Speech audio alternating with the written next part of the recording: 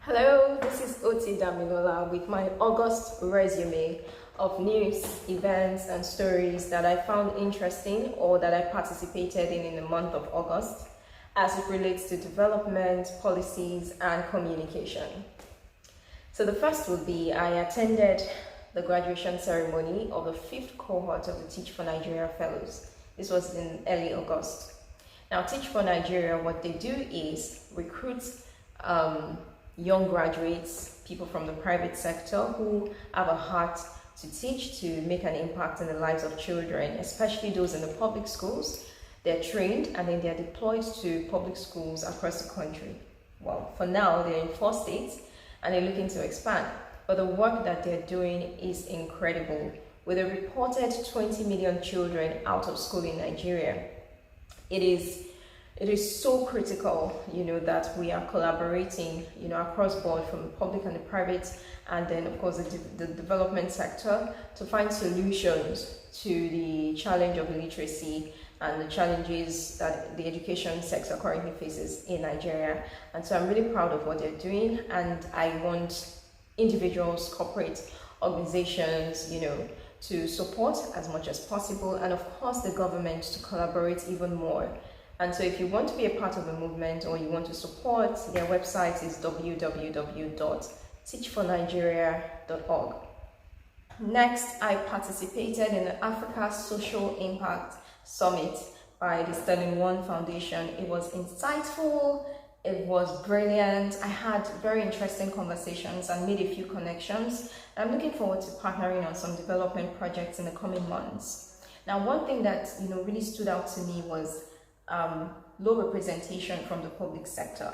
I think I expected to see a lot more representation, because a lot of the conversations always went back to, well, the government needs to do this and the government should do that and the government has to do this or be involved in this. So it's really important that public sector is represented at or on the table in conversations like this. I was happy to see Dr. Femi Hamzat, who is the Deputy Governor for Lagos State, and I think Permanent Secretary, Ministry of Women Affairs, Mrs. Monilola Udo. She was also there, but it would have been great to see more. There are a few other people from the public sector there. It would have been great to see more, because the government needs to drive these conversations and collaborations. No matter how hardworking the NGOs are, or corporations, or international organizations, the government has to be the one driving and shaping where the resources for development actually going to. There needs to be that collaboration. I was speaking with someone yesterday, and we're talking about how some international organizations really are more focused on the process and the surveys and the research, rather than the execution of the project itself. And it's up to the government to direct where these resources would go to in coming up with very good partnerships that are beneficial to the people. So it's really important. There's been a few appointments that I've been really impressed with. So I'm hoping to see changes, no matter how small, I'm hoping to see changes in government processes, to make them more inclusive, engaging, and people-oriented. And that brings me to the next thought, which is on communications. I hadn't paid a lot of attention to it before, but our governments do not communicate, properly or adequately. Communication has been used as a tool for disseminating information, but not actually engaging with the people, engaging with the minds of the people, driving behavioral change. It's more of, oh, we're doing this and we're just letting people know, and even in letting the people know what they're to do, there is no, oh, this is why we're doing it. I remember the National Orientation Agency, like decades ago, being more active, in all of these conversations and making people understand what's going on with the government. And I really hope that we can have that again.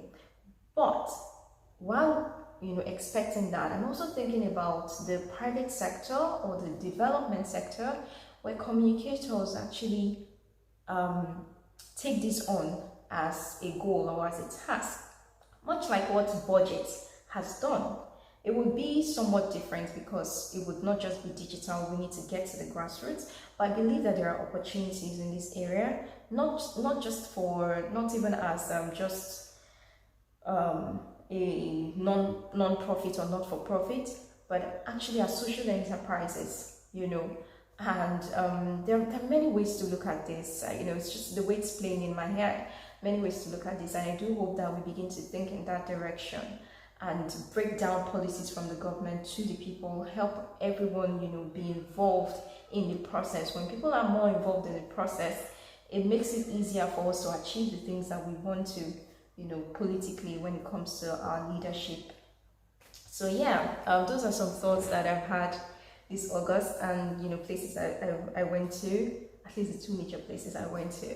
And before I go, I want to mention the frequency illusion, or the Baader-Meinhof phenomenon.